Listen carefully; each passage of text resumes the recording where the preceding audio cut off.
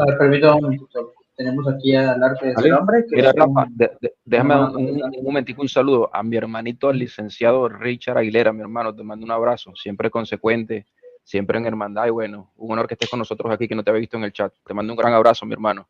Y también aquí ¿cuál es tu nombre, hermano? Luis, que estás llegando. Miguel, ya me acordé, Miguel, Miguel, un abrazo, hermano, qué bueno que nos estás acompañando. bendiciones. Sí, Bendiciones para ti también. por ahí vi que estaban permitiendo que subiera protestantes, ¿no? ¿Estoy en lo correcto? Sí. Sí, Ah, ok. Sí, mira, yo quiero ser breve, ¿no? En mi planteamiento. Hace poquito Radio Jesús estaba hablando sobre cómo hacer una argumentación de la infalibilidad de la Iglesia a partir o desde las Escrituras, que creo que es una temática que debe de abordarse con mayor profundidad. Y de hecho, para hacerles el planteamiento, digamos, ponérselos de manera tajante, es que la infalibilidad de la Iglesia en el transcurrir de la era apostólica es cualitativamente distinta que a lo que se entiende hoy, por ejemplo, desde la concepción del catolicismo romano como infalibilidad de la Iglesia. Es decir, no contiene los mismos elementos.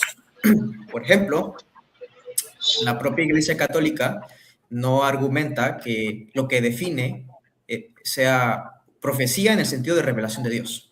Entonces encontramos un modelo totalmente, digamos, no totalmente, sino más bien distinto en cuanto a sus características esenciales a lo que era la infalibilidad de la Iglesia en la era apostólica. Y ese es básicamente mi argumento a partir de Hechos 15, que se habla del Concilio de Jerusalén, y donde vemos precisamente que hay elementos de autoridad, en el caso del Concilio de Jerusalén apostólica, donde vemos digamos, vamos a ponerlo en esos términos, un litigio, pero sobre todo vemos profecía, ¿no? De hecho, tenía muchas ganas de poder platicar esto porque por ahí le vi un argumento a Rafa sobre Hechos 15, específicamente, no tengo la cita, pero es cuando Santiago cita a Amós 9:13, me parece, 9:11, si no mal recuerdo, y él dice que se ven los elementos, ¿no? O eso es lo que yo entendía, eso a lo mejor sea una malinterpretación mía, que él ve los elementos en el Concilio de Jerusalén tal como se trasladan a los concilios posteriores, ¿no? Ya sea Nicea, Éfeso, etcétera. Eso sería mi planteamiento de entrada. Sí, Rafa. Bueno. Bueno, sí, Miguel, bueno, sobre el caso concreto de la, de la visión, o sea, lo que yo estaba diciendo al inicio, básicamente la visión que nos proponemos, yo le he dicho a Rafa, vamos a trabajar en esta línea, nosotros, vamos a trabajar en esta línea momentánea, en esta línea argumentativa, de que se entienda en su total plenitud lo que la Iglesia quiere transmitir. Y de allí que nuestros hermanos protestantes saquen una conclusión si lo ven viable o no. ¿Entiendes? Entonces, en consecuencia, yo te pregunté antes de comenzar solo para ver tu posición sobre esa pregunta, digamos, importante. O sea, ¿tú cómo ves la autoridad de la iglesia? ¿Tú partes del principio de que la iglesia es invisible, es visible, tiene autoridad? Disculpa que antes de responderte, o sea, discúlpame que te ataje y no te haya respondido directo, y cuando venga Rafa que te responda la parte, pero para saber tu concepto en ese sentido. ¿Tú cómo consideras la iglesia? ¿Invisible con Sí, autoridad o cómo concilias eso? yo me adhiero a una tradición reformada, ¿no? Una iglesia que tiene una autoridad necesaria, ¿no? Con este adjetivo, a una iglesia visible, ¿no? Obviamente invisible, ¿no? Pero repartida, y aquí voy a hacer la distinción entre visibilidad de la iglesia e institucionalidad de la iglesia. Es una Sí. distinción que es preciso o que se hace dentro de la tradición reformada, ¿no? Porque obviamente nosotros creemos en una iglesia visible. O sea, eso Okay. sería negar esa realidad, es Ujú. negar, valga la Sí. redundancia, la realidad misma, ¿no? Lo que Totalmente. nosotros vamos a hacer es distinguir visibilidad de institucionalidad. Y creo Ok. que es ahí donde cuando entramos al diálogo, ¿no? Al interdiálogo, es cuando yo creo que tenemos concepciones distintas dentro de la institucionalidad, no tanto de la visibilidad, porque nosotros también la creemos. Exacto. ¿Qué distinción haces tú entre visibilidad como qué defines tú institucionalidad? ¿Cómo separas esos dos conceptos? En el sentido de que, fíjate, tú concuerdas conmigo que la iglesia debe cumplir dos funciones al menos, dos al menos. proclamar la revelación sin error, no puede tener error la revelación, y defender esa revelación de herejía. ¿Tú consideras que la iglesia debe cumplir esas dos funciones para existir? Yo, a ver, no sé si sean las mismas palabras o haya cierta, digamos, discrepancia, pero la iglesia, al ser la asamblea, el cuerpo de Cristo, tiene que preservar algo que ha sido heredado, ¿no? En este caso, la revelación. Y no solamente eso, porque también nosotros diremos que la propia iglesia, a través de la revelación, mantiene un desarrollo teológico. Porque no es lo mismo atender problemáticas del siglo I o atender problemáticas del siglo XXI, ¿no? Por ejemplo. Entonces, si creemos que el cuerpo de Cristo tiene una estructura también, una jerarquía, si se quiere, ¿no? Si se quiere. Sí. Y que esa estructura como iglesia, y una iglesia visible, ¿no?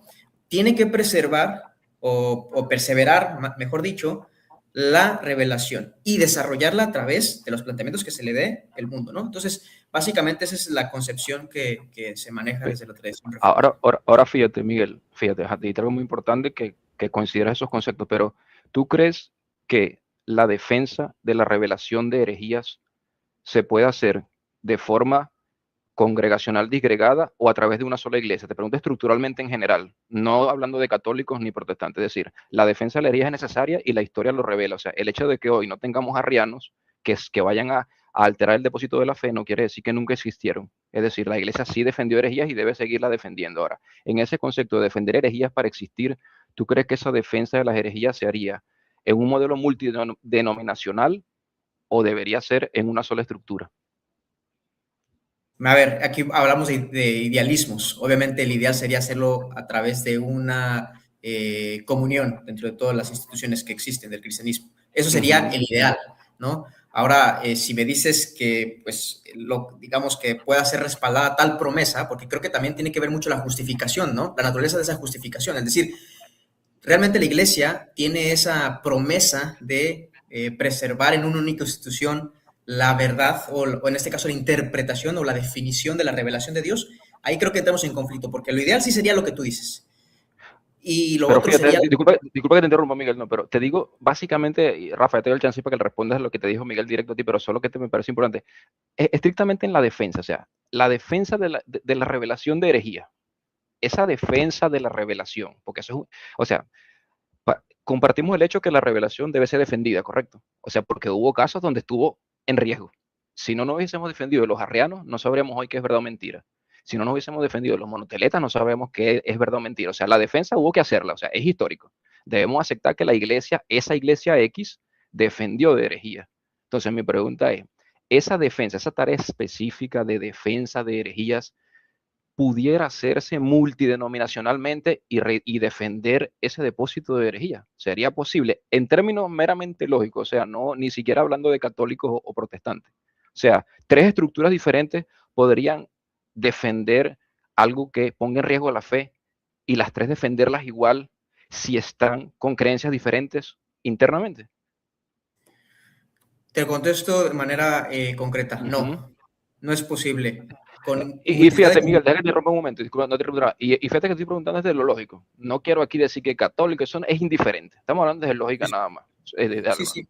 De hecho, mira, yo no tengo ningún problema en avanzar en el diálogo porque a mí me interesa también la verdad. Estamos en la búsqueda de la verdad y es, digamos, la pasión o lo que nos mueve, ¿no? Obviamente, en una multitud de comunidades voy a ser más preciso, con una multitud de instituciones, eso no es posible. No es posible la cohesión doctrinal, ¿no?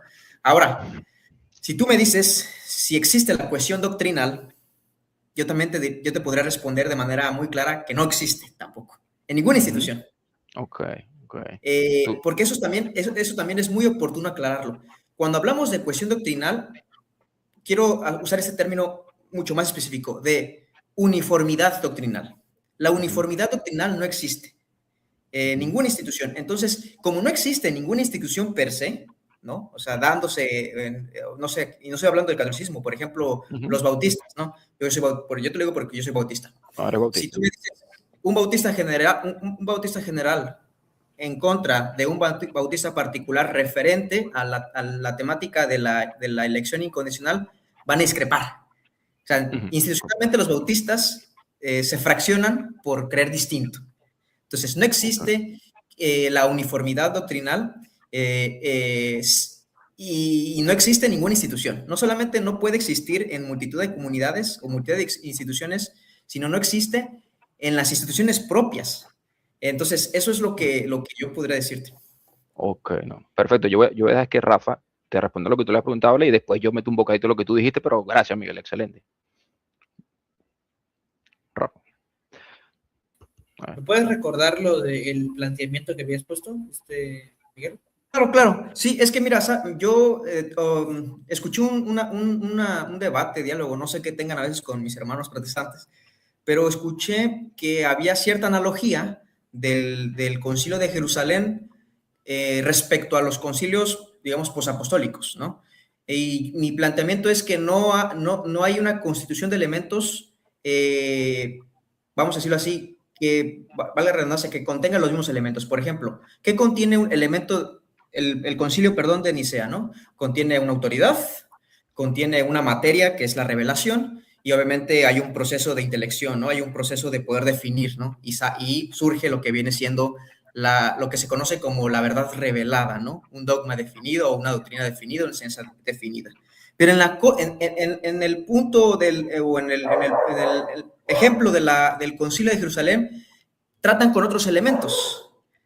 Por ejemplo, la profecía, que en este caso sería la revelación propiamente dicha, ¿no? Que sería la revelación de Dios. Entonces, mi planteamiento no es aquí venir a refutar la tradición o si hay una infalibilidad en Nicea, no. Lo que yo digo es que no es análogo porque uno trata con el surgimiento de la revelación y otro trata con la definición de esa revelación. Y que los elementos, al no ser, digamos, iguales, no se puede hacer una analogía de ese tipo, o por lo menos una analogía que pretenda emular lo que hace el Concilio de Jerusalén, ¿no? Ese es mi planteamiento. Sí, mira, la cuestión aquí es que la forma en la que yo lo llego a plantear sobre la infalibilidad del Concilio de Jerusalén es que, digamos, pongamos el ejemplo del Concilio de Jerusalén y el Concilio de Nicea en este caso. Es cierto de que en el Concilio de Jerusalén hubo voz apostólica viva y en el Concilio de Nicea no hubo voz apostólica viva, eso es completamente cierto, porque en el Concilio de Nicea no estaban vivos los apóstoles, o sea, hablando en ese sentido directamente. Pero aquí la cuestión es que si decimos que no es de la misma naturaleza únicamente por esa cuestión, sería centrar la atención de la naturaleza de dicho concilio en las causas segundas y no en la causa primera, que es el Espíritu Santo actuando a través de las causas segundas. Entonces, pues bueno, en este caso, quien actúa a través de, más bien ese es el Espíritu Santo quien actúa a través de los apóstoles para que en el Concilio de Jerusalén se den dichas resoluciones y esas resoluciones tengan que ser guardadas por la iglesia, bueno, cuando se empezó a comentar a partir de Hechos 16:2, me parece.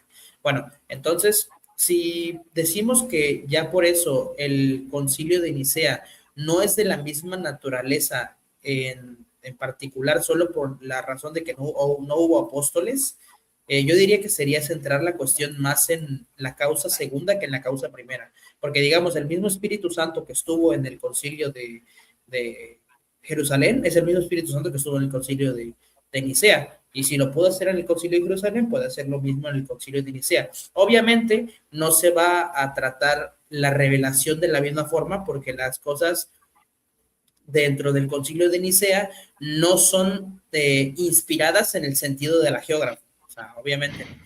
En ese sentido, lo que son definiciones, explicitación de la revelación de forma infalible. Entonces, de hecho, por eso mismo yo suelo tratar este argumento como que, digamos, el protestante cree que para que algo sea infalible, necesariamente, por ejemplo, en el cuestión de cuando los hagiógrafos estaban escribiendo, cuando se es inspirado, se está siendo infalible.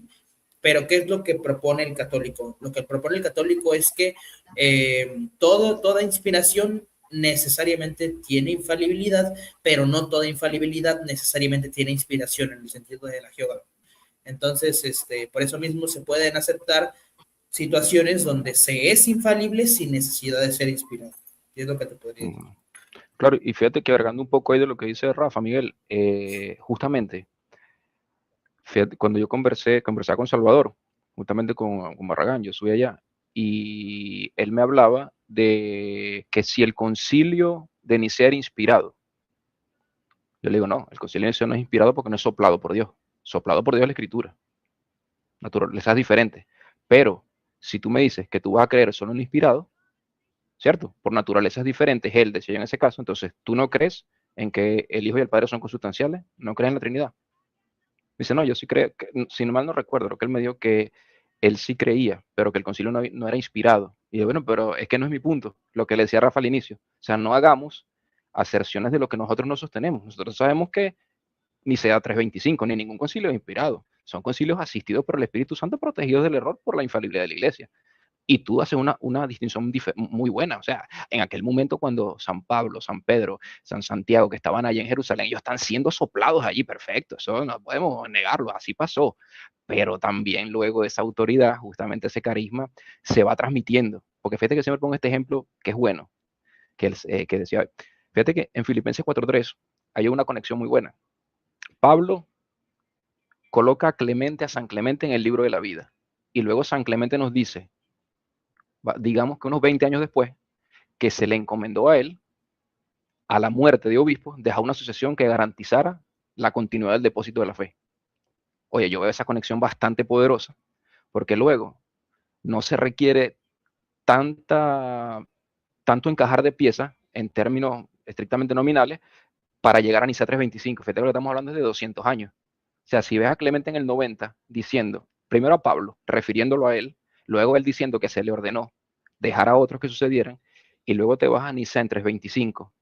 Son 200 años, o sea, no es tampoco mucho tiempo que se conectan ellos, y tú dices, cuando tú entras a Nicea, yo pongo ejemplo para verlo así, cuando se te pide que entres a Nicea, yo lo veo como mis razones en el sentido de yo criticar es modelo. Yo digo, cuando yo veo Nicea, yo no tomo cristianos al azar. O sea, yo no puedo decir, mira, de Nicea tomaron a cristianos que creían lo mismo en el sentido estricto de tener una misma regla de fe. No, creían sí, pero venían con una patente que era al menos 3.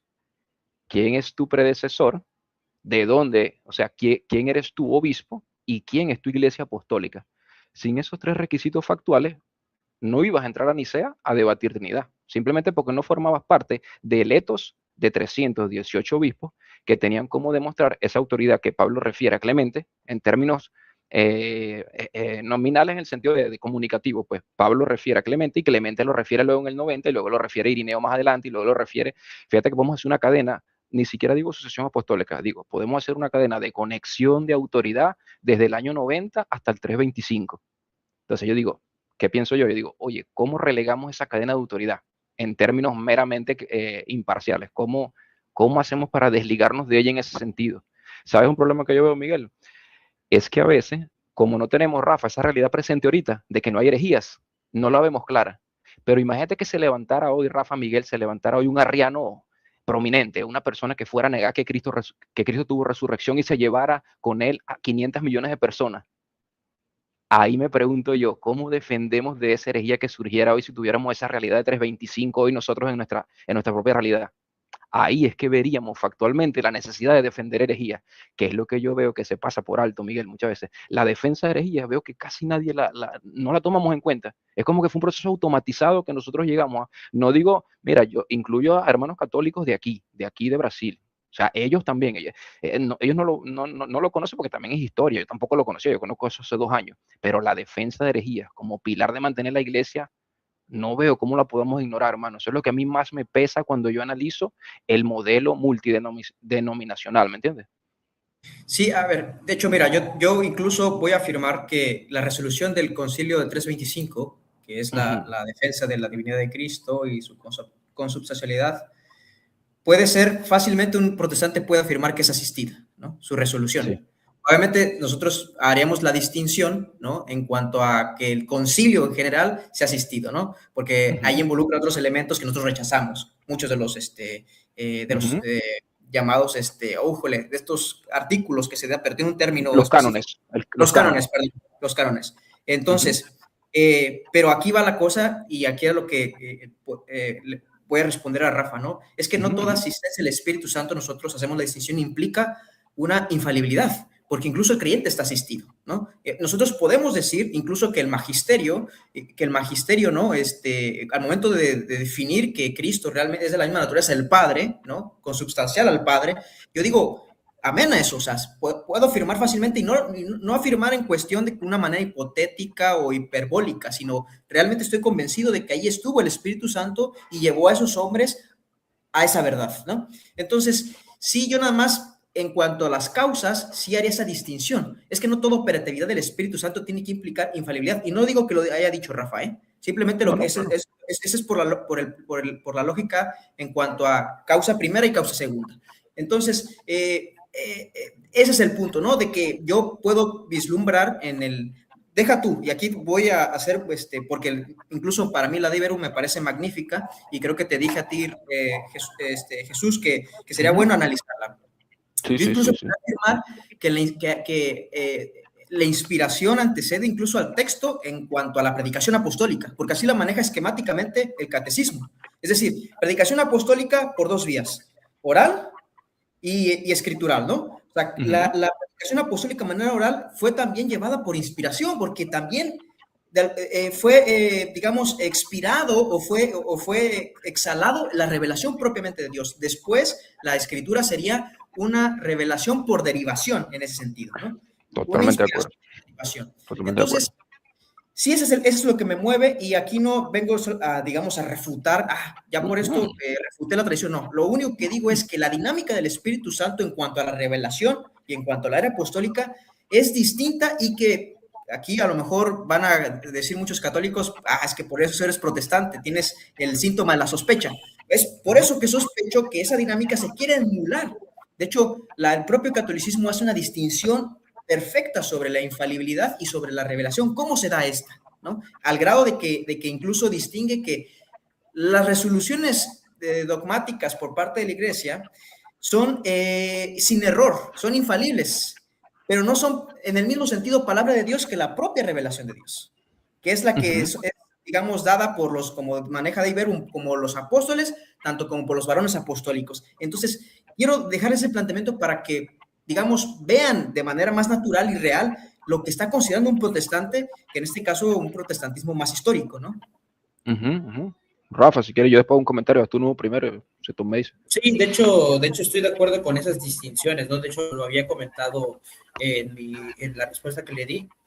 La Iglesia Católica considera que se puede ser infalible sin necesidad de ser inspirado, pero que toda inspiración por necesidad requiere infalibilidad, ¿no? Evidentemente lo que es la explicitación de la revelación en cuestión de, por ejemplo, no sé, dogmática, digamos, cuestión de la Trinidad, se habla que es infalible, pero no inspirada. ¿Por qué? Porque es explicitación de la revelación, no es una nueva revelación. Es decir, no están ejerciendo ahí como agiógrafos, no están ejerciendo ahí el theopneustos, no se puede considerar como inspiración en ese sentido. Entonces, por eso se considera infalibilidad, ¿no? Y de hecho, bueno, como precisamente te decía, bueno, no sé si te lo comentó Jesús hace un momento, me parece que sí, pero bueno, está el tema de que si nosotros no podemos tener este tipo de asistencia con infalibilidad del Espíritu Santo garantizada, entonces no podríamos marcar que sí es un estándar de ortodoxia y qué posturas no forman parte del estándar de ortodoxia. ¿Por qué? Porque al final todos van a ser opiniones. Algunas pueden ser más válidas, otras menos válidas, pero opiniones al fin. Entonces, yo por eso suelo decir que es necesaria la asistencia infalible del Espíritu Santo para este tipo de cuestiones relacionadas a la dogmática y que llegan a tratar este tipo de problemas, ¿no? De hecho, el mayor ejemplo que suelo utilizar para esto es el cómo se trata el tema de la hipóstasis en el Segundo Concilio de Constantinopla. En el Segundo Concilio de Constantinopla se trata la hipóstasis como persona, pero si nosotros vamos a la Escritura, se trata hipóstasis como sustancia, es decir, es el responderle la imagen misma de la sustancia del Padre, Jesucristo. Decir que ahí se habla de persona, es decir, si de hipótesis como persona sería problemático porque caeríamos en santianismo.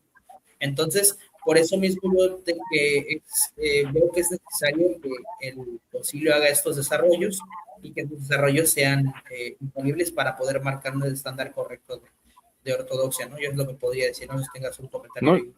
No, yo tengo un comentario, tengo 2 comentarios justamente de ese mismo sentido, Miguel, porque fíjate, hay 2 cosas ahí importantes. Yo entiendo justamente que tú, sí, asumes la naturaleza distinta de Hechos 15 y de Nicea 3:25 y lo ves como algo indispensable para no atribuir infalibilidad, correcto. Ahora, fíjate lo siguiente, necesariamente, si no atribuimos asistencia infalible a ese concilio, debemos atribuirle falibilidad. ¿Tú estarás de acuerdo con esa afirmación? De que si no le atribuimos infalibilidad, le atribuimos falibilidad. Entonces, por necesidad lógica, o tú le atribuirías otra cosa. Te contesto en no sé cuántas palabras deben ser, pero no le concedería infalibilidad, pero sí le concedería inerrancia. Es que ahí hay un tema. ¿Y cómo exacto, está bien. ¿Y cómo tú, porque fíjate, de eso que me respondas, tengo otra pregunta porque debemos justificar esa inerrancia por mera necesidad lógica. ¿Cómo justificarías esa inerrancia? O sea, ¿cómo la definirías y cómo la justificas? Sí, inerrancia sería algo sin error, ¿no? Que no contiene error. Ok. Eso es inerrancia. Y fíjate lo siguiente, porque fíjate, ahí saludo al hermano Vale que está entrando allí, fíjate, porque aquí hay que hacer una distinción. Si tú concedes esa inerrancia tiene que tener una fuente, correcto, Rafa, que debemos justificarla. Si prescindimos de infalibilidad, vamos a buscarle una fuente sin inerrancia. Esa inerrancia puede acontecer de 3 formas. Primero, esa inerrancia fue casual. Ellos acertaron la posición correcta, esa es la primera. Fue una aserción casual. Acertaron que el padre era consustancial.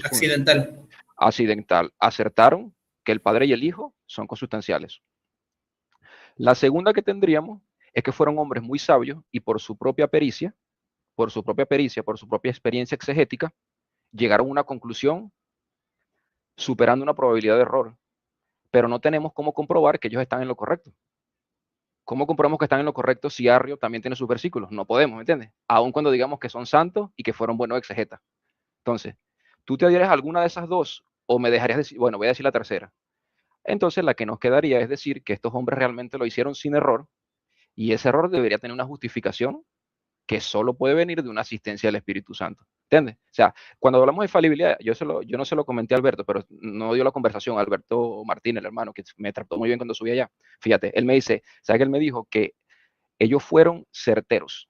Cuando hablas de certeza, estás hablando de superación de probabilidad de error, y a ello vengo, me tienes que justificar cómo se superó esa probabilidad de error. Porque fíjate, nosotros los humanos, cuando lanzamos un arco y flecha hacia un blanco, pudimos haber acertado, pero nosotros pudimos haber errado. Ahora que, imagínate que nosotros dijéramos que lanzaron la flecha en Nicea y acertaron, pero pudieron haber errado. Quiere decir que hoy no estamos seguros de si realmente debemos ser trinitarios. Entonces ahí te hago la pregunta, o sea, la inerrancia tú la sostienes en qué? En casuística de que casualmente llegaron a esa conclusión, en la pericia de los santos, que ellos no pueden comprobar, o en algún tipo de asistencia. ¿En cuál de las 3? Si tienes una cuarta, también la puedes decir. Yo esas 3 las que he estudiado. Mira, si te contesto que no existe inerrancia en las definiciones, me meto en un problema de escepticismo teológico, para empezar, porque si no hay certeza de lo que se cree, entonces no hay certeza teológica.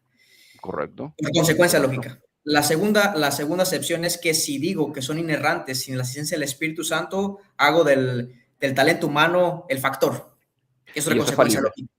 Así es. Y la tercera cosa, donde yo sí voy a afirmar, y que a lo mejor esto puede parecer, y que, a ver, a los que han leído más protestantismo más histórico van a entender, es que si uno está afirmando de que en la resolución de 325, referente a la cristología, es certera, es por causa del Espíritu Santo, de su asistencia. Porque una verdad así no puede... Incluso las propias confesiones de fe, ¿no? Dicen que esto se debe de leer las escrituras a la luz del Espíritu Santo, entendiendo que necesitas alguien que... A ver, sí, Rafa. Hermanito, sí, una disculpa, nada más preguntarte, antes de que se me olvide, porque luego se me olvidan las preguntas. Ya que mencionas, bueno, me parece interesante que mencionas lo de la asistencia. La asistencia, exacto, Rafa, justamente. Sí, te quería preguntar, ¿aún con dicha asistencia se podían equivocar? Esa es la pregunta que yo hacía también. Y ahí es donde, por eso, ahí va a entrar la diferencia del protestante, que en esa asistencia, a pesar de que estamos, digamos, asistidos por el Espíritu Santo, hay la posibilidad de errar.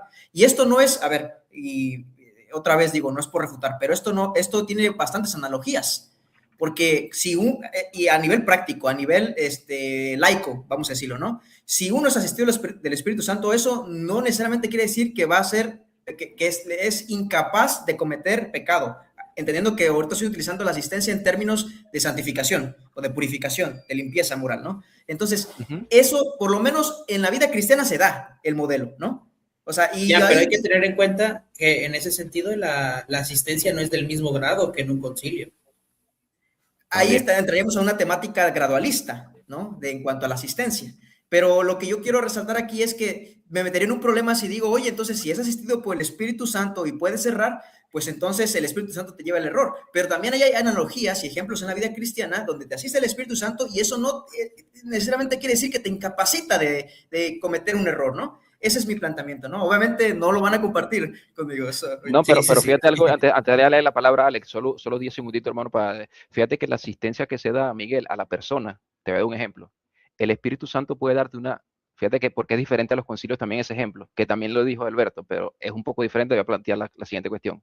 Cuando el Espíritu Santo te asiste a ti personalmente, te da una inspiración, tú podrías errar en el fin último de esa inspiración que te dio el Espíritu Santo. Te pongo un ejemplo.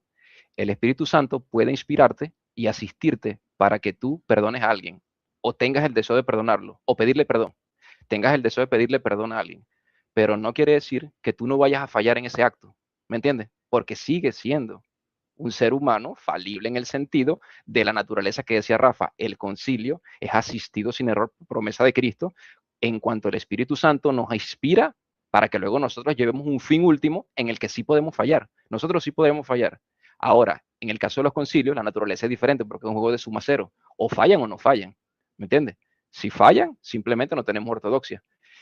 Y si no fallan, tenemos ortodoxia. Es muy diferente al caso particular, porque en nosotros como personas recae el fin último de la inspiración que nos dio el Espíritu. Y ahí podemos errar necesariamente. O sea, no quiere decir que porque el Espíritu nos asistió e inspiró en algo, lo vamos a hacer 100% correcto, ¿me entiendes? No sé si me entienden la analogía allí. Entonces, sí. Sí, dime, totalmente. Ok, exacto. Entonces son diferentes naturalezas, hermano.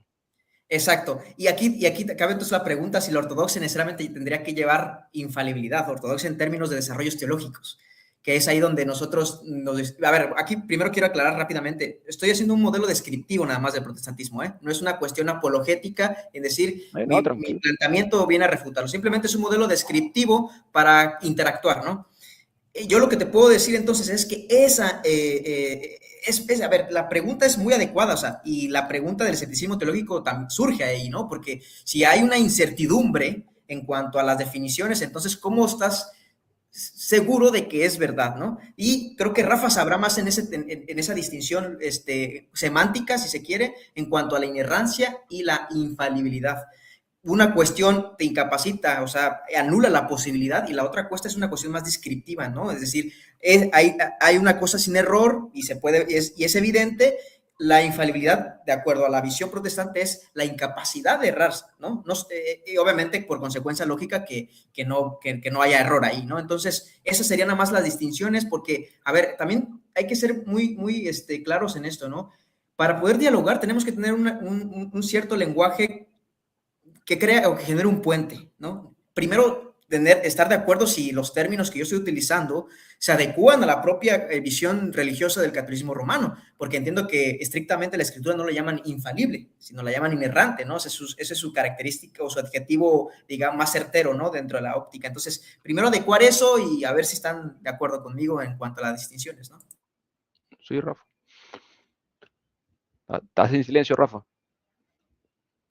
Sí, digamos infalible, el catolicismo no tiene tanto problema en aceptarlo, sino más bien, digamos, para ser más riguroso, la palabra más correcta es inerrante, ¿no? Porque inerrante es que no se equivoca, y como bien dices, infalible es que no se puede equivocar, o sea, inhabilita la posibilidad de equivocación.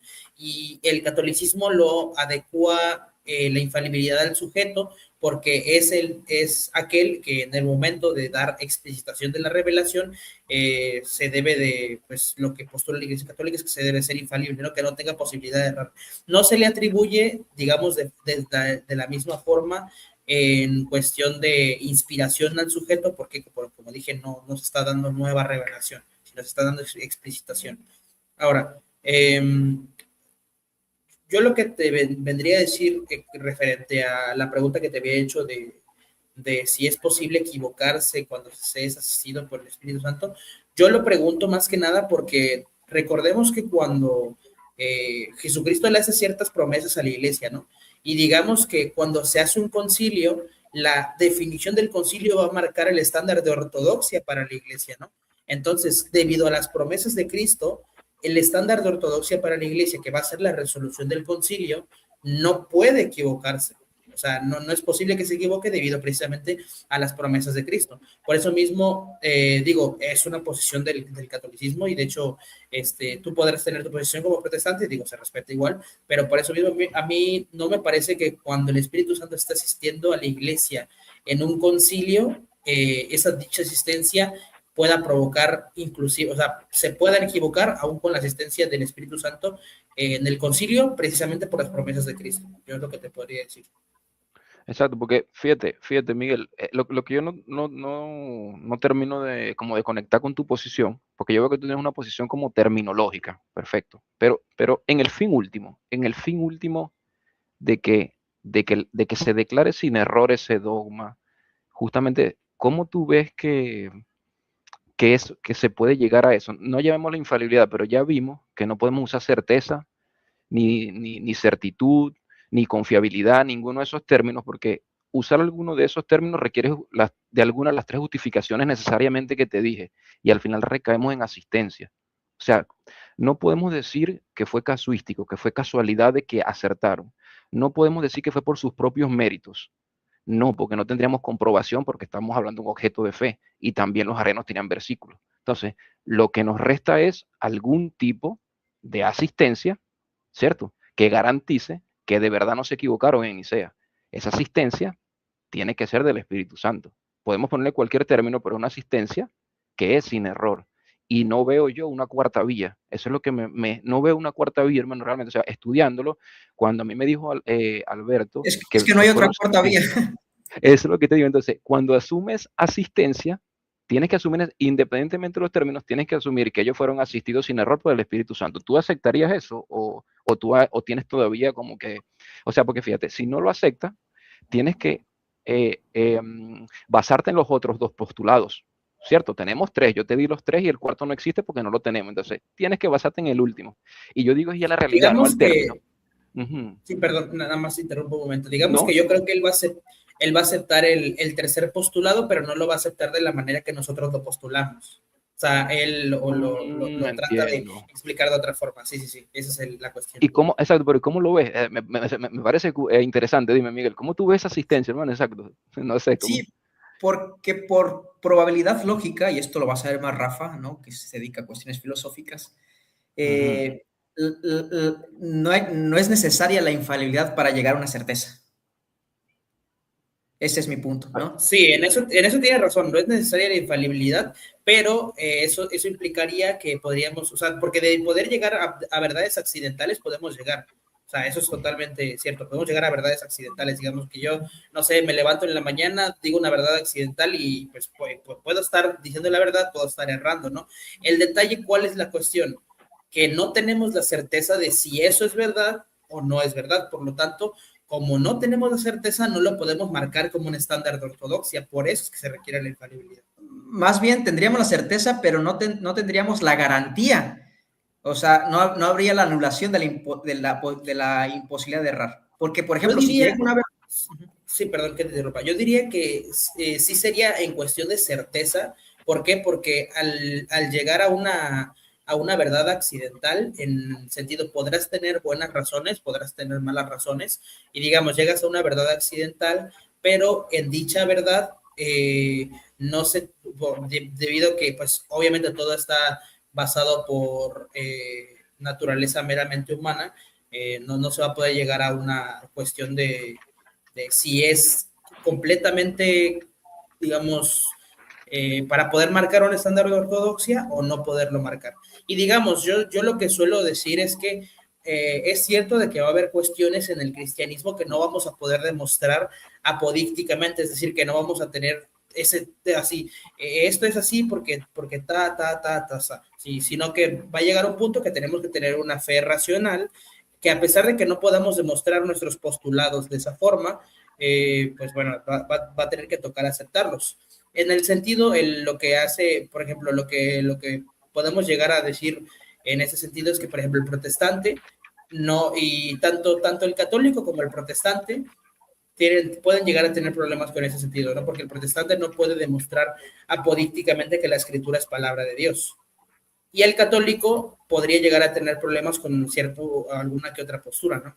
Pero pues bueno, o sea, aquí digamos que en ese sentido, tampoco hay que esperar tener o sea, toda esa clase de argumentos porque caeríamos en racionalismo, lo cual es incorrecto para el cristianismo, ¿no? Claro que, fíjate, y hay dos cosas, y hay otra cosa, disculpe, interrumpo, Miguel, que es importante. Una cosa es llegar a una verdad accidental y otra cosa es la naturaleza de un concilio, que tienes dos elementos. Tienes la consecución de una verdad y tienes un juicio autoritativo que haga esa verdad vinculante sin error. Ese es el problema. No tienes nada paralelo en nuestra realidad, nada. O sea, nosotros no hacemos juicio autoritativo vinculante de nada. Nosotros podemos llegar a una verdad accidental de que 2 más 2 es 4, o podemos llegar a una verdad accidental de que vamos a hacerlo más reducir al absurdo, de que el sol, bueno, brilla y produce calor, o una decisión de nosotros, pero nosotros no tenemos esas dos realidades que la verdad de fe requiere para defender de herejías, ¿me entiendes? Nosotros, necesariamente tienes la consecución de la verdad a través del exégesis que hicieron los santos padres, pero tienes el juicio autoritativo sin error, que también se ejerció. Y ese juicio autoritativo necesariamente debe de ser sin error por lo mismo que ya dijimos. Si ese juicio es con error, no sabemos si tenemos certeza. Entonces, como es una naturaleza de un objeto de fe que no tiene precedente, yo creo que no aplica nada parecido. O sea, no, es lo que no veo. Sí, O sea, cuando tú dices, no se necesita infalibilidad para llegar a una verdad, no, pero se necesita para llegar a la verdad y se necesita en este caso para hacer un juicio autoritativo sin error. ¿Está viendo? Son dos elementos. Te puedo conceder la verdad, pero ¿y el juicio autoritativo dónde lo dejamos? En cuanto al juicio autoritativo, tienes razón. No hay una analogía para eso. No pero, existe. pero en cuanto a la operatividad del Espíritu Santo, sí la hay. Que es el ejemplo, por ejemplo, que puse de laico. O sea, entiendo y quisiera distinguir, es cierto, tienes razón. En cuanto al juicio autoritativo, no hay una analogía que pueda, digamos, ser paralela a la cuestión del concilio, ¿no?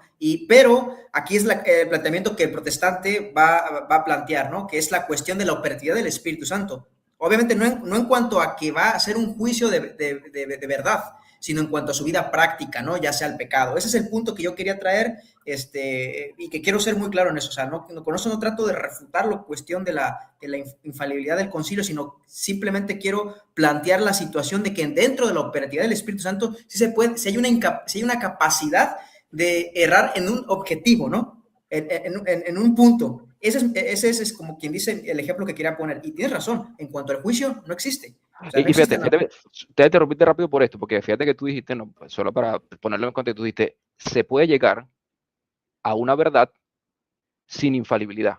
Ahora yo agrego esto, no se puede llegar a un juicio autoritativo vinculante para un objeto de fe sin infalibilidad.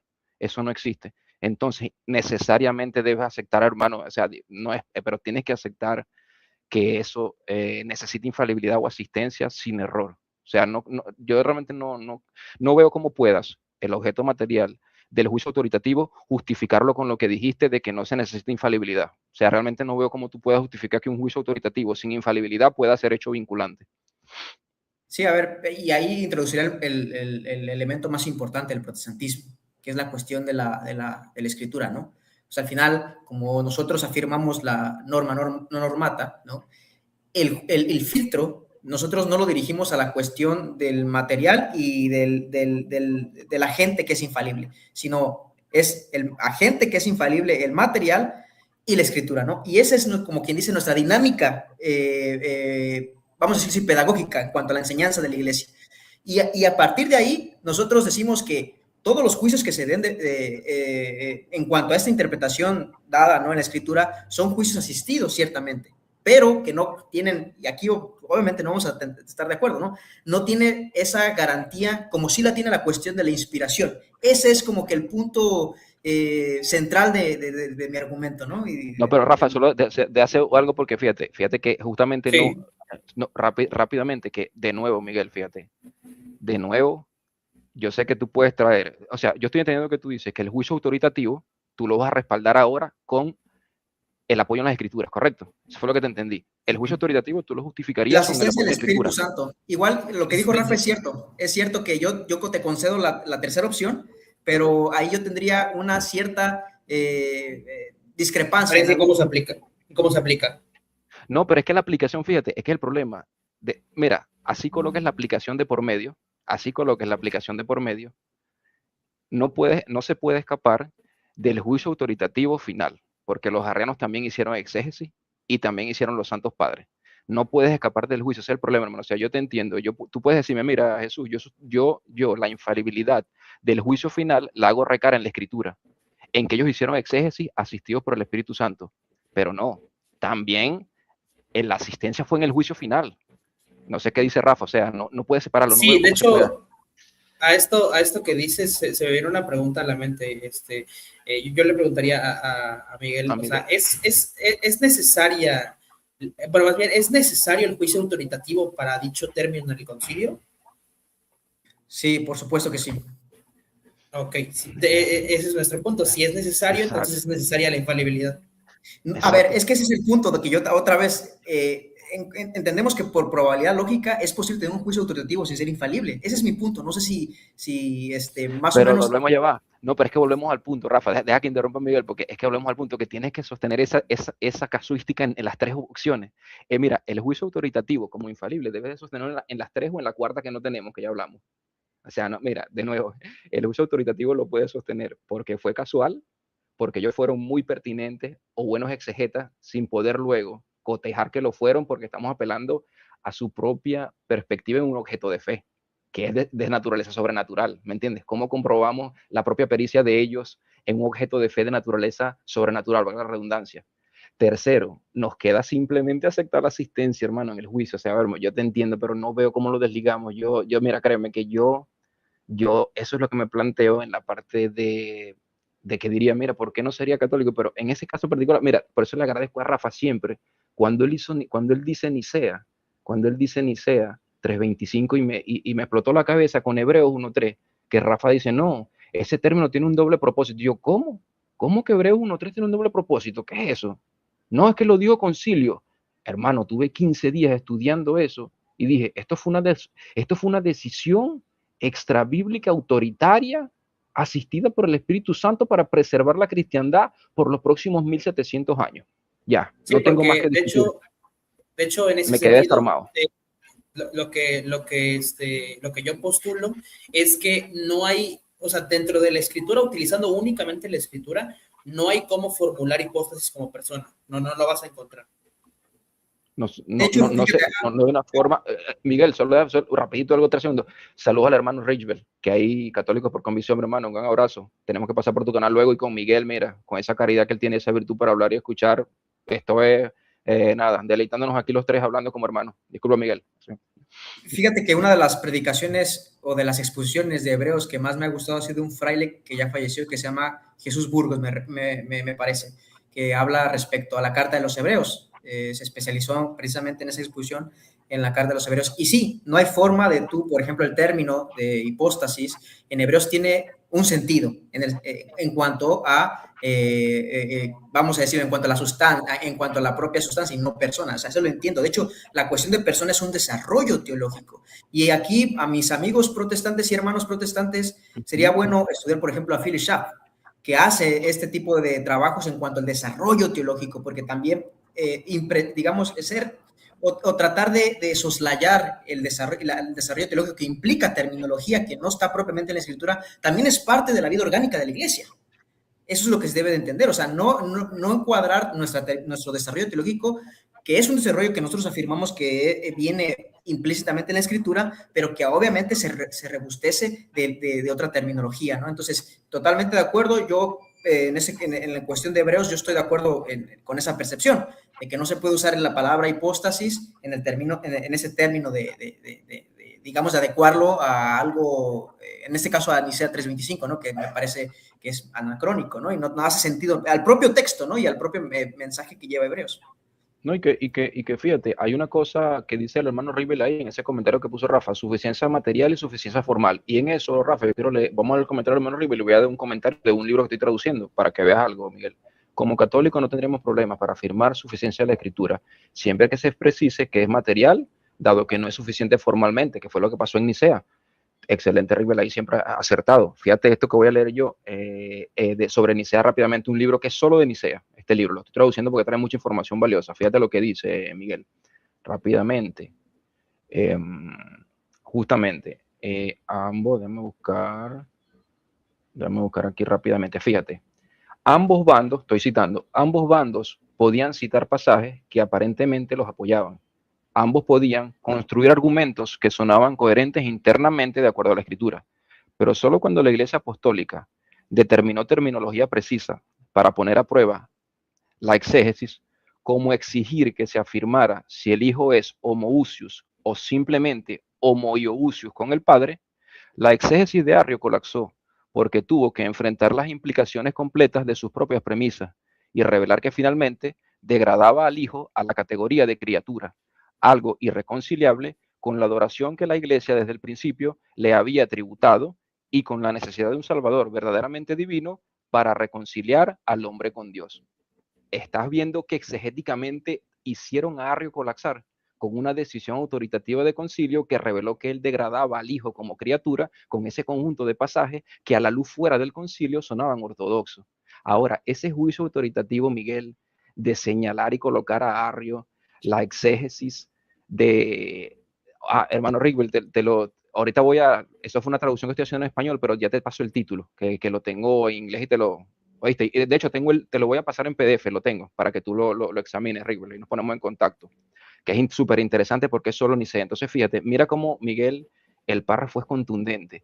O sea, ahí lo veo también, con esa decisión infalible autoritativa de concilio, hacemos que colapse Arrio. No es que en la escritura no estaba, en la escritura está la verdad, pero el concilio la hace inteligible y además hace colapsar a Arrio ante los que creían que él tenía razón. Ahí mira, Arrio, estás degradando a criatura lo que no es criatura, lo que es Dios y es hombre, y son consustanciales, ¿me entiendes? Entonces, ahí yo digo, es inseparable lo que decíamos, ese juicio autoritativo sin infalibilidad no tiene precedente, hermano, y es lo que veo que deberías pensarlo, y ¿sabes lo que pudiera hacer, Miguel? Buscar entonces, yo te di Rafa, yo te estamos dando tres funcionalidades de sostener la falibilidad o la certeza, la confiabilidad.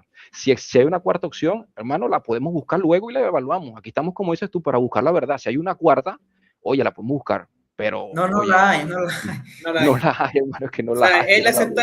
Él acepta la tercera como nosotros, o sea, el diálogo está en cómo se aplica la tercera, o sea, cómo se aplica. No, pero es que Rafa, lo que veo es que todo, pero es que igual, o sea, ya cuando aceptas, Rafa, operación del Espíritu Santo, ya afectas, ya. Yo sé que ya estamos del otro lado. No ya estamos del otro lado, yo es lo que pienso.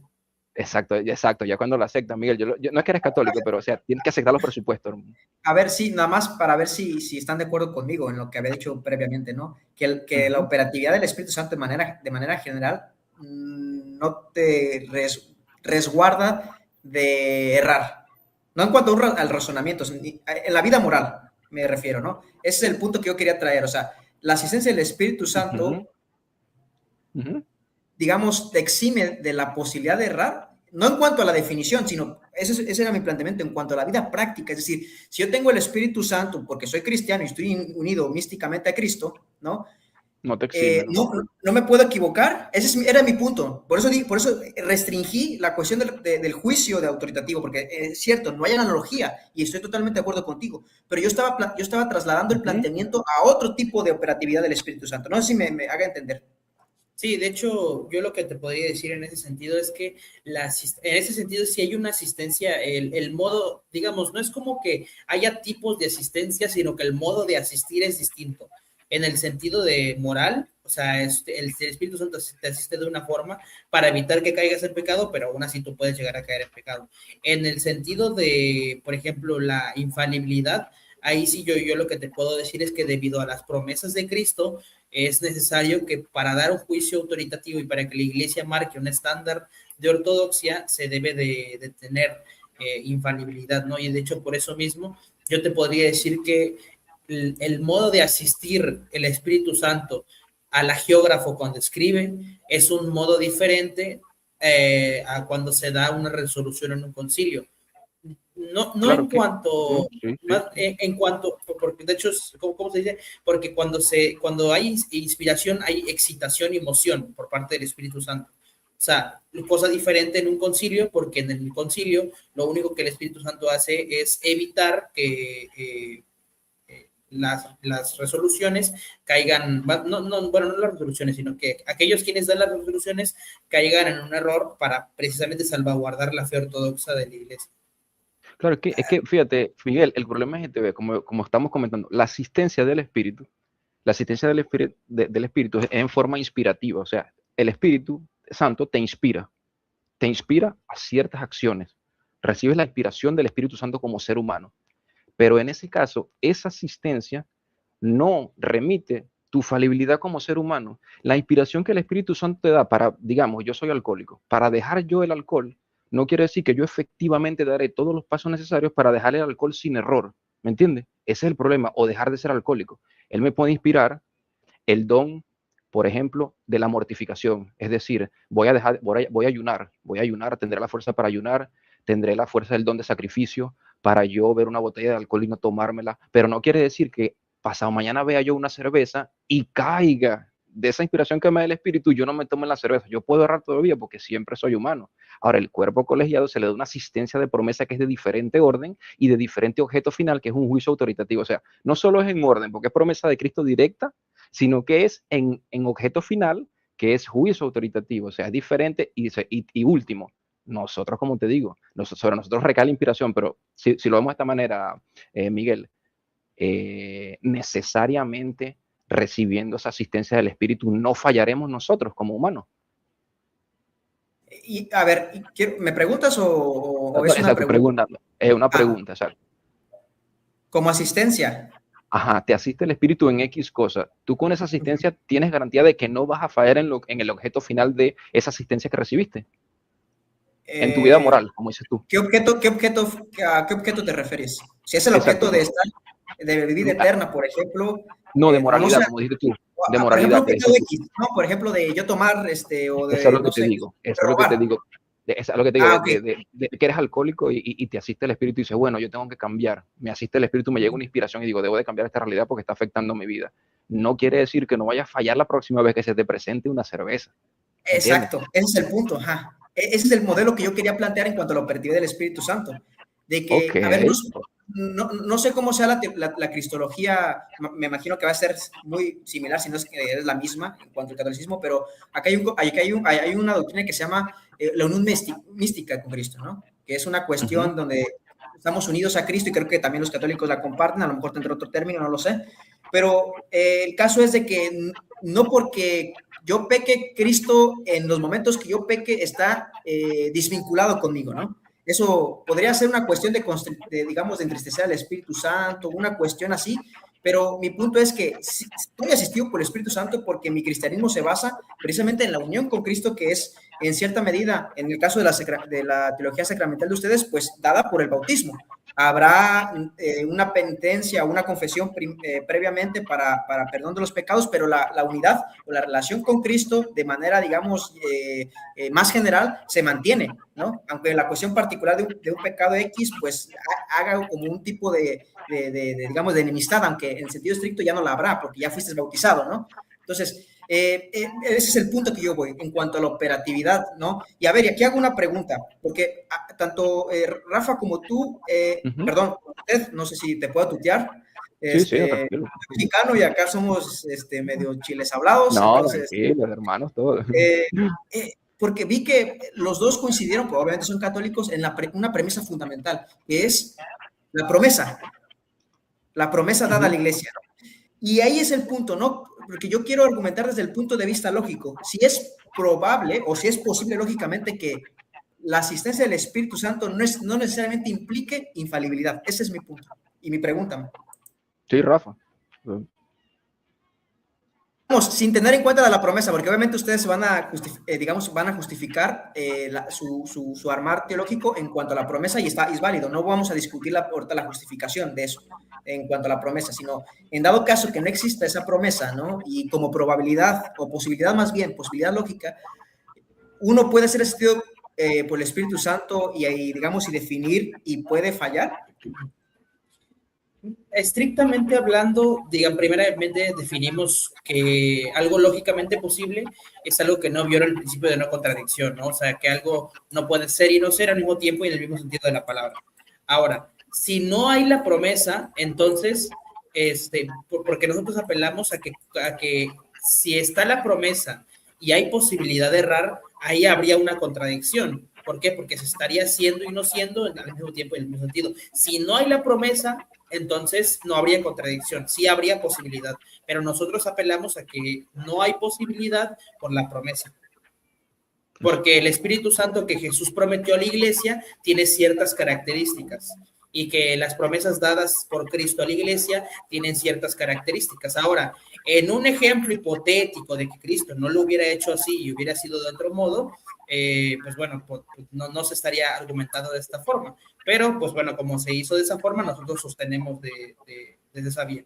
Y ese es el punto, ¿no? Que yo que quería aclarar, ¿no? De que el andamiaje es por la promesa. Entonces se remitiría, y fíjense, esto es la temática que siempre nos orilla a la cuestión de la autoridad, ¿no? A la cuestión de la autoridad y dónde descansa, ¿no? Ese es el principio, yo creo, fundamental, y por eso me he concentrado un poquito más en las temáticas de la autoridad, que este es buenísimo, ¿no? Este es buenísimo, pero sí, ese era mi punto, y vine a hacer una descripción del modelo protestante más que una refutación.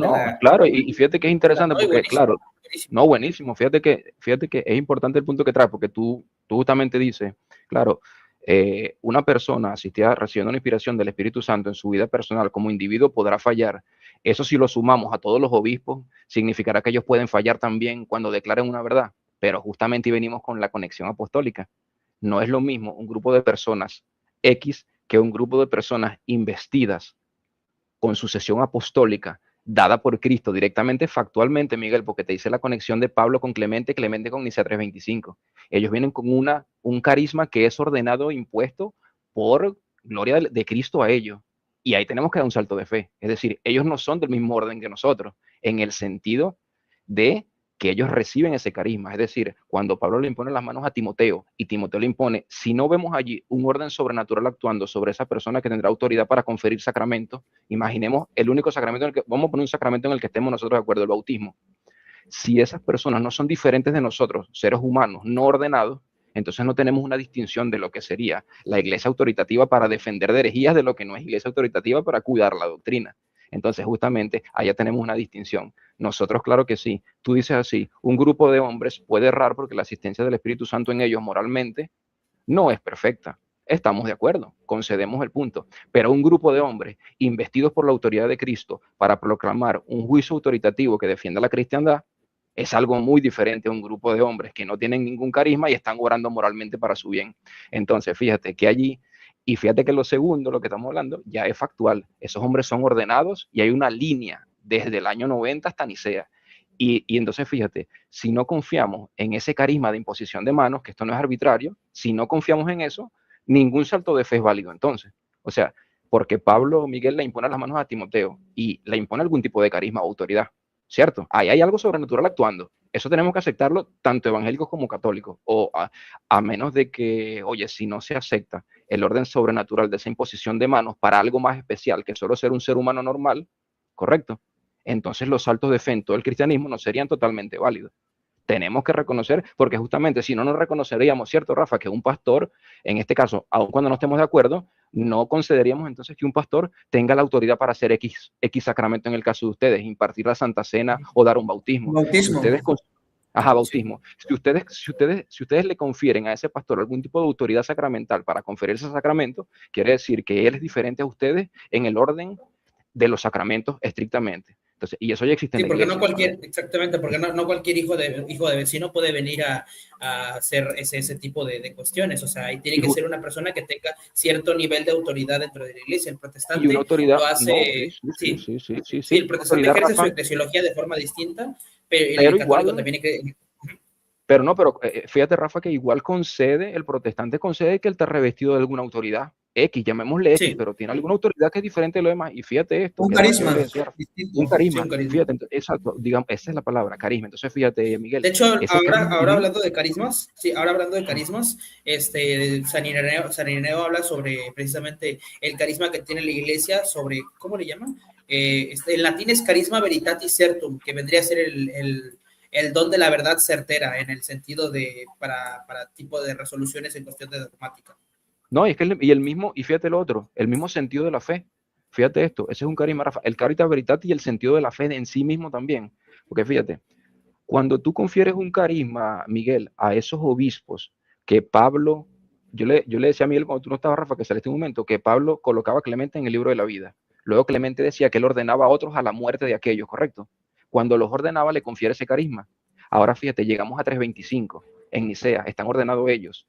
Ahí tienen ese carisma que en conjunto ejerce la infalibilidad, porque son diferentes a nosotros. Y no es, y yo le decía a Rafa Miguel que cuando entramos en Nicea no tomamos cristianos al azar, tomamos personas que se les haya impuesto las manos, que tengan un predecesor y que vengan de una iglesia apostólica. ¿Estás viendo? El carisma actuando factualmente. O sea, no puedes tomar un cristiano de Nicea y decir, este puede entrar porque cree en Dios. No, este puede entrar porque tiene el carisma sobrenatural investido por el Espíritu Santo a través de las manos de aquellos obispos que comenzaron con los apóstoles y terminaron en Nicea en 325, un periodo de 200 años, cuando necesariamente si aceptamos que, por ejemplo, vamos a suponer los pastores tienen un carisma, aceptamos que los apóstoles transfirieron un carisma. Cuando aceptamos que ese carisma es transferido hasta Nicea, esa situación es diferente a nuestra aserción personal como creyentes de inspiración del Espíritu Santo. Y necesariamente ese conjunto de obispos revestidos de carisma son un cuerpo colegiado que al dar una decisión autoritativa final, tiene que ser infalible porque es asistido por el Espíritu Santo de un modo diferente. ¿Dónde radica la diferencia? Culmino con esto, en ese carisma, hermano. Si aceptamos ese carisma, somos diferentes a ellos. Somos diferentes a esos santos en lo moral, en lo factual, porque nosotros no contamos con ese carisma, porque no se nos fueron impuestas las manos y en consecuencia no actuamos en Nicea. Y así yo creo que se resolvería. Muy buena objeción tuya, muy buena, pero no sé, hermano, ¿tú qué piensas? Mayo, aunque estás de acuerdo que no es suficiente la sucesión apostólica, sino la estructura de cómo se da la sucesión apostólica. Uh-huh. Porque la Exacto. sucesión apostólica por sí no puede garantizar el carisma, porque si no, ahí nos metemos en problemas Con los dado... ortodoxos. No, y con los nestorianos, los meaficistas. Nestorianos, arrianos, porque, por ejemplo, los arrianos igual tenían Arrio tenía su sucesión apostólica. ¿Estaba en la verdad? No estaba en la verdad. Sería la estructura, una estructura digamos, con una sucesión apostólica determinada, un modelo, digamos, la sucesión apostólica modelada bajo una estructura determinada, que en la cuestión sería el colegio de obispos con el Papa. Ese sería como quien dice lo que garantizaría, ¿no? Porque si me dices, por ejemplo, que la sucesión apostólica por sí garantiza eso, hay problemas en el propio desarrollo de la iglesia, ¿no? En el propio... Y es por eso colegiado, donde sea colegiado, exacto. Y esa es la razón por la que yo, por ejemplo, soy católico romano y no ortodoxo y Jesús también por el papado. Correcto, porque, o sea, fíjate, para culminar el ejemplo de Nicea y el punto que toca Rafa que es importante, justamente, Miguel, ese carisma de ordenación se está ejerciendo colegiadamente para el juicio autoritativo del que hablábamos, ¿me entiendes? Porque fíjate, si lo ponemos de otra manera, ¿cómo damos ese juicio autoritativo si no colegiadamente? No hay forma, ¿me entiendes? Entonces el carisma está ordenado hacia el orden de que sea colegiado el juicio final vinculante a toda la iglesia, que es lo que es el concilio, vincula, ¿me entiendes? De hecho, mira, o sea, para hacerte, digamos, para digamos, concederte y hacerme unos autogolazos, la única forma de tú poder tener una certeza teológica y que sea vinculante a cierto grupo determinado debe ser con una autoridad singular. De otra forma, incluso en Pastor Eternos, cuando uno la examina, dice, precisamente son los argumentos que da, ¿no? Que el colegiado, pues si es por colegiado, el propio colegiado se puede fraccionar. Pero, por ejemplo, la figura petrina, ¿no? Es imposible que se pueda fraccionar porque descansa en una persona. Entonces, considerando eso. No, y fíjate, ahí va a haber ese punto. Fíjate, Rafa, y Miguel, ¿qué sucede? O sea, mira, podemos conceder, Rafa, hasta por beneficio del argumento, que el Papa no tenía una autoridad suprema. Pero ahora yo pregunto, ¿no era un eje doctrinal, solo para conceder el argumento, no era un eje doctrinal que mantenía unidos a todas las iglesias? El ejemplo es este. Cuando se separa la Iglesia Ortodoxa en 1054, ¿qué sucedió después sin el eje doctrinal? Que resolvía los 50 y 50. ¿Qué sucedió? Una intrafragmentación. Iglesias macedonianas, serbias, excomuniones mutuas, no pueden cerrar concilio ecuménico. Y la pregunta básica que yo digo, mira, ahí voy Rafa siempre, Rafa, recaigo ahí. ¿Cómo defendemos por los siglos de los siglos la ortodoxia de herejía? Y parto de la primera pregunta. ¿Podría haber una situación que moralmente coloque al riesgo el hombre, su salvación de aquí a 1000 años, o de aquí a 100 años, o de aquí a 50 años? Coloquemos la inteligencia artificial.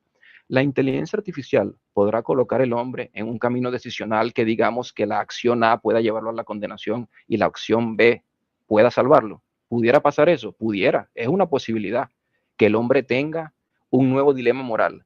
Ahora preguntamos, ¿qué modelo eclesial serviría para definitivamente darle al fiel una postura unívoca que le permita decir, bajo esta postura salvo mi alma y bajo esta la condeno?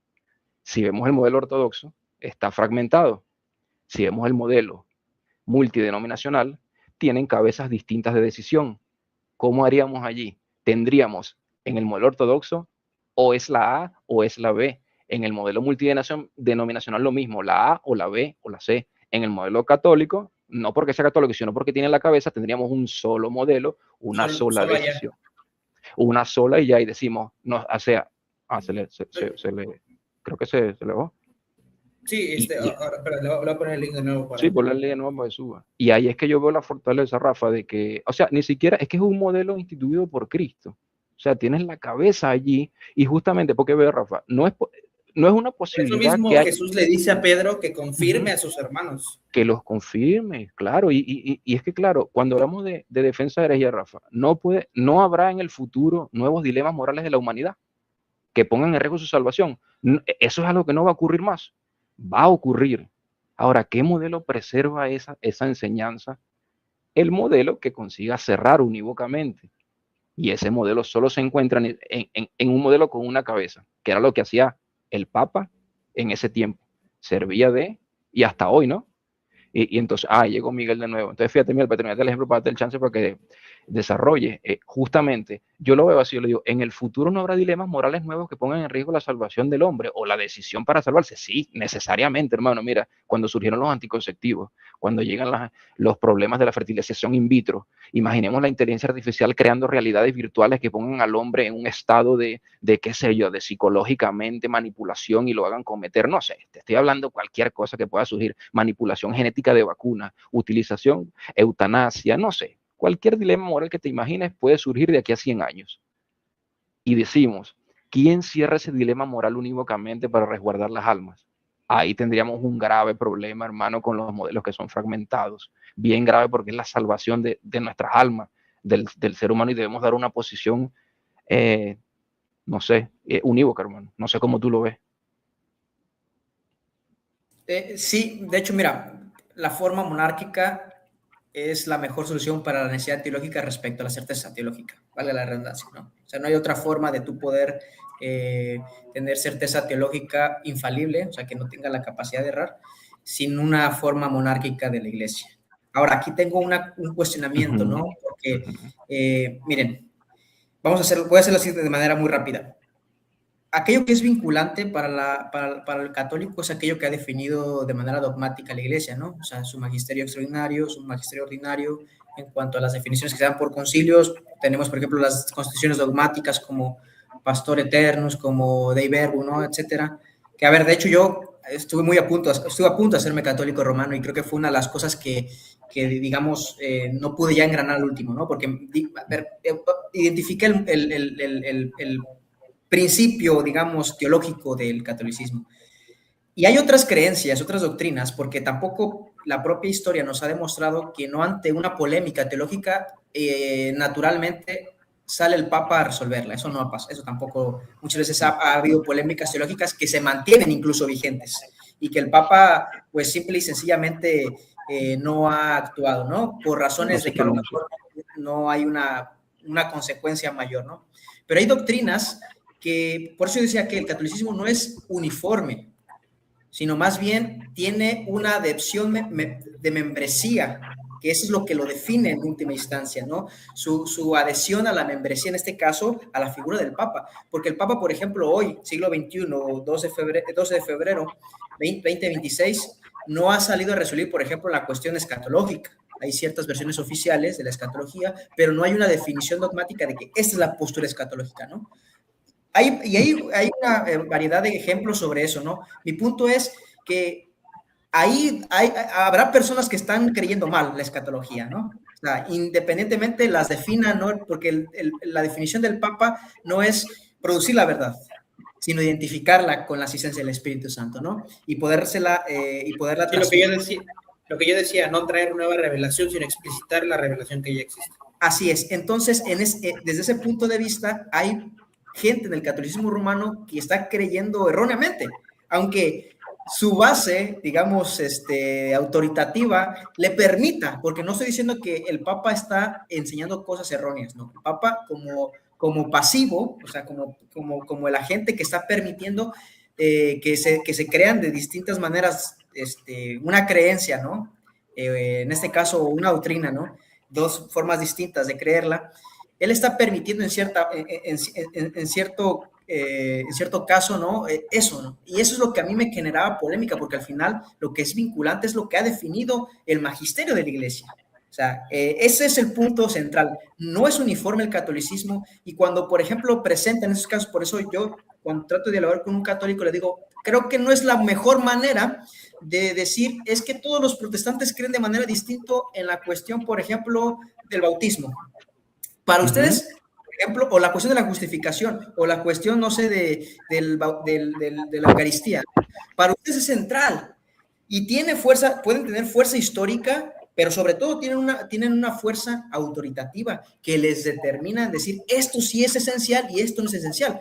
Porque siendo rigurosos, en el catolicismo existe algo que es esencial para ser católico y otras creencias que no son esenciales, que tú debes adoptar esta o aquella para ser católico. Y ese era mi punto, ¿no? O sea, el observar en cuanto a las diferencias doctrinales, creo que no es la mejor manera de dialogar con el protestante, porque inevitablemente si el protestante te cuestiona esto, el católico naturalmente va a expresar o va a plantear la autoridad, que es el Papa, el principio de la promesa, ¿no? Que es el sucesor de San Pedro, ¿no? Y aquel que conserva las llaves. Ese es el planteamiento que quería dar. Yo tengo una idea, pero si quieres, Rafa, tú primero y yo lo desarrollo. Sí, yo lo que te podría decir aquí en este aspecto referente a este tipo de cuestionantes, y de hecho sí, a primera instancia podría parecer de que el católico podría llegar a tener esta misma dificultad, ¿no? Que el protestante en cuestión de opiniones teológicas, ¿no? Referente a X o Y cuestión. Ahora, digamos que la forma en la que se trata, digamos, el tema de la postura de la predestinación, que si es tomista o molinista, como sabrás, no está definida dentro del catolicismo, ¿no? El catolicismo no se ha definido por la postura tomista o molinista. La diferencia entre la postura católica y la postura protestante es que, digamos, si el Papa, digamos que dentro de una hora y se llega a haber un problema o llega a haber alguna cuestión que él crea conveniente para hacer un concilio, para dar una explicaciones cátedra referente a eso, lo va a hacer y se va a zanjar la cuestión, cosa que no puede llegar a pasar dentro del protestantismo, ¿no? Por eso mismo es que, digamos que en cuestiones que son de opiniones teológicas, de cosas que no se han hablado, digamos, en cuestión de una resolución conciliar o una declaración ex cátedra, puede tratarse de forma diferente como opinión teológica, mientras permanezca como opinión teológica. Pero cuando ya sea de una resolución en un concilio o se dé una resolución ex cátedra, ya no se va a poder tratar como opinión teológica, sino como una verdad objetiva dentro del catolicismo que no se va a poder negar. Estaba silenciado. Fíjate, y en ese orden de ideas que dice Rafa, Miguel, una cosa es el orden escatológico y otra cosa es ¿cómo te lo diría? La congruencia de todas aquellas cosas que la misma revelación establece como salvífica. Entonces, si tú lees, imagínate que leemos Juan 5:29, ¿vale? Juan 5:29. Solo por ponerte un ejemplo, un neófito que llega a la Biblia y la lee. Fíjate, Juan 5:29. Vamos rapidito colocarlo aquí. Fíjate, esto para un hermano protestante pudiera ser no esencial, porque no corresponde a las 5 solas, ¿cierto? A la fe en Cristo, ok. Pero fíjate lo que dice Juan 5:9. Y los que hicieron lo bueno saldrán a resurrección de vida, mas los que hicieron lo malo a resurrección de condenación. La pregunta que viene, ¿cómo definimos lo que significa hacer lo bueno y lo que significa hacer lo malo? Y de forma que unívocamente nos revele lo que Cristo quiso transmitir para no ir a condenación o para ir a salvación. No, ahora, ¿qué sucede? Voy con lo siguiente.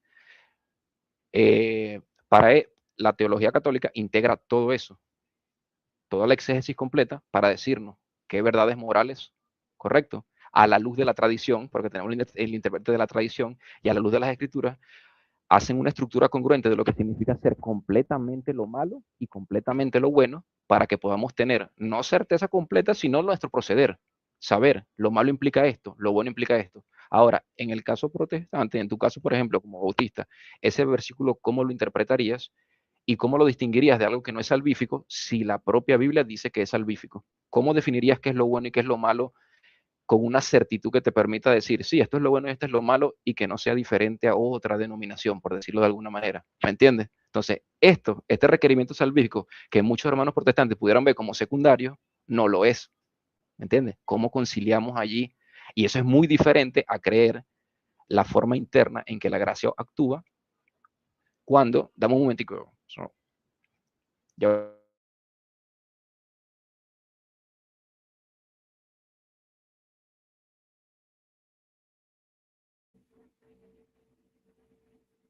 Ahora sí, fíjate, para completar la idea. Entonces, Miguel, ¿qué sucede? Una cosa, fíjate que los tomistas y molinistas, la diferencia entre ellos, solo por dejar el ejemplo, es simplemente el mecanismo interno, pero ambos están de acuerdo en que el hombre debe de cooperar con la gracia. Ellos no están en desacuerdo allí. Ellos los dos dicen que el hombre tiene que cooperar con la gracia necesariamente. Ahora, los mecanismos internos bajo los cuales Dios hace, digámoslo de una forma reducida a lo absurdo, el uso de esa gracia en el hombre, ¿entiendes? Es donde está la diferencia, o de cómo Dios prevé las cosas, pero los dos dicen lo que sostiene, si no me equivoco, el Concilio de Trento, no sé si estoy equivocado, que el hombre debe de cooperar con la gracia, simplemente, ¿entiendes? Entonces, es diferente a decir un Juan 5:29, un Marcos 16 sobre el bautismo, ¿entiendes? Son cosas que taxativamente en la Escritura son de salvación, baja condenación o no. Lo mismo el Apocalipsis. ¿Cómo definimos qué es lo bueno? ¿Cómo definimos qué es lo malo? Para tener, yo no digo una certeza 100%, pero saber qué Cristo quiso transmitir con lo bueno y qué Cristo quiso transmitir con lo malo. Si te vas lo mismo, Mateo 7, ¿cómo es la naturaleza de la fe que salva? En Mateo 7 tienes unos que creyeron, hicieron prodigios y fueron descartados. ¿Qué tipo de fe es esa? ¿Se define unívocamente esa fe salvífica o no salvífica? ¿Ves como lo que a veces parece que no es esencial, sí es esencial? Entonces, ahí viene el problema. ¿Cómo hacemos, hermano, en esas cosas, en esas tensiones que no equivalen a una postura necesariamente escatológica, que no es explícitamente taxativa en la escritura, sino resumimos a la escritura como salvífica? ¿Me entiendes?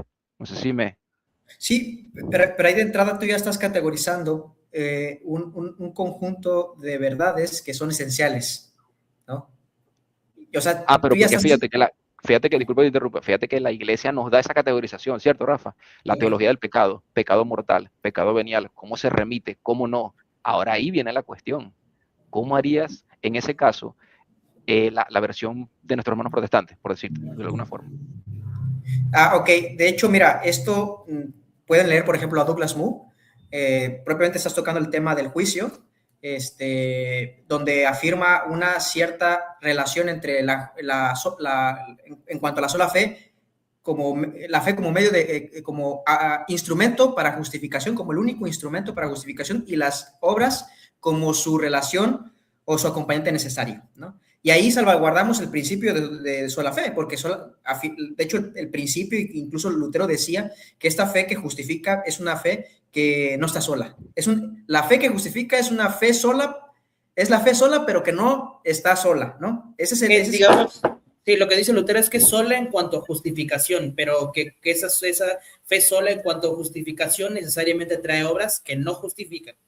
A ver, y que esto, por ejemplo, adecuado a la carta de la epístola de Santiago, ¿no? En cuanto habla respecto a eso, que dice precisamente Douglas Moo, que porque eso lo dice la escritura claramente, el evangelio por ejemplo, los evangelios marcan que Jesús habla sobre los de la derecha y los de la izquierda, o sea, a partir de ciertas obras, eso es innegable, y tratar con ese texto es lidiar, digamos, o aparentemente con un ataque a la sola fe, pero ahí, por ejemplo, Douglas Moo introduce la cuestión del juicio final, ¿no? O sea, es una visión escatológica, ¿no? Donde al final de cuentas Dios va a juzgar a vivos y a muertos, obviamente va a ser justificados por la fe, pero va a través de las obras se va a poder constatar de que fue una verdad genuina, pero eso es otra cosa para otro tema. Lo que quería aquí decir es que entiendo. No, y de hecho estos días voy a hacer un live sobre Sola Fide y me gustaría que subieras para dialogar este tema. Me encanta el tema de Sola Fide. Perfecto.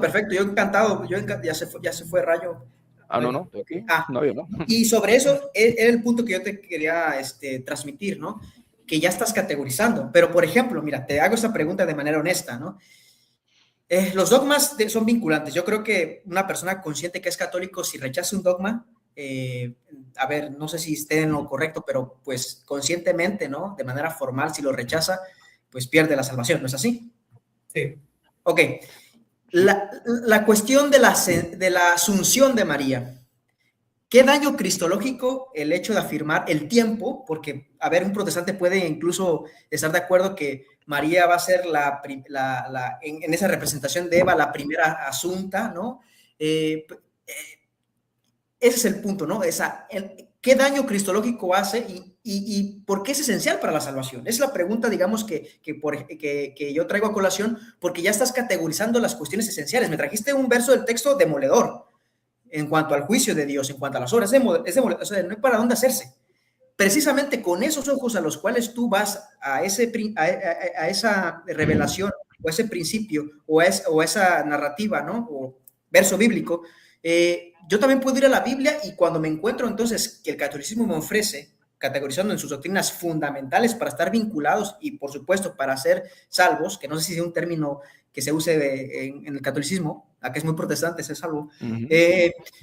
¿Dónde entra la cuestión de la asunción de María en cuanto a la cristología? Porque te digo, nosotros podemos fácilmente aceptarla, pero por tiempos, ¿no? Y eso no violaría ningún estandarte en cuanto a la imagen de Eva, porque si decimos que Eva tiene la preeminencia en cuanto es la primera mujer en el sentido de la orden de la creación, María tendría que tener ese mismo papel en el sentido de la recreación o de la redención.